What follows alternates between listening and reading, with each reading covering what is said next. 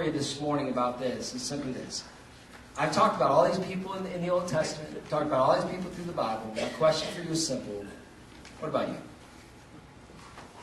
What's your gift? What's your talent? What has God placed on the inside of you? What is there that God has given you that He wants you to give to the world? Because sometimes, you know what, we get in the rut. We're just in the job or in the thing. We're just doing, and we become so consumed. And before you know it, a decade passes, and we look back and we're like, man, how did I get here?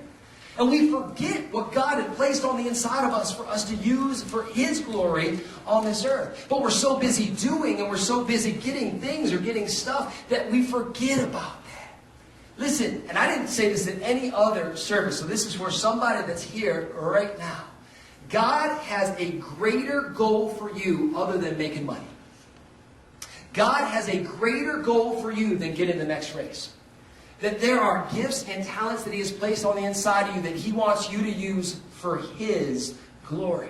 The problem is sometimes we get so distracted and so stuck in the rut that we need to break free.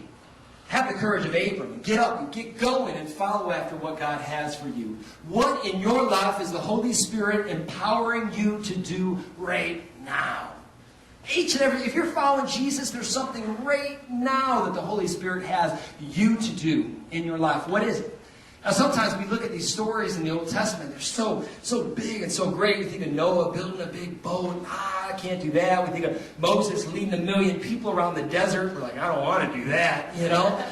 There's all these different things. But I want to tell you, the Holy Spirit can empower you to do sometimes the most simple things that can have the most profound impact on you. For example, for some of you sitting in this church right now, you need the Holy Spirit to empower you to forgive. There's someone in your life you need to forgive, and you can't do it on your own. They hurt you too bad.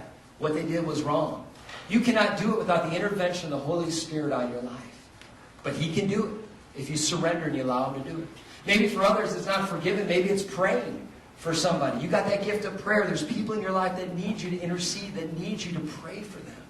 Maybe for others it's love. Man, you got this gift, this compassion on the inside of you, and you just need to pour that out into this world. God has given you that gift for a reason. For some of you it's to plan for the future, plan for others. For others it's serving, like just getting in there and getting involved. Right now you're cut off from everybody else, and you just need to get in there and begin to serve. For others it's just to give. God has blessed you with the gift of financial wisdom and understanding. God has blessed you financially. You need to get in there and just start giving. That's a gift that He's placed on the inside of you. This one is one that a lot of times we overlook, and it's the last one I want to talk about. For some of you, move on. For sometimes we get so stuck in this rut, stuck in this place, where we have to reach a place where we understand, Holy Spirit, I'm not going to be here anymore. I'm willing to move past it. When we talk about forgiveness, that's what it means. Forgiveness does not mean you're going to forget. Forgiveness means that you're going to keep moving. For some of you, your lack of forgiveness has kept you in this rut. This rut keeps getting deeper and deeper and deeper and deeper. Forgiveness says, you know what? I'm going to move on.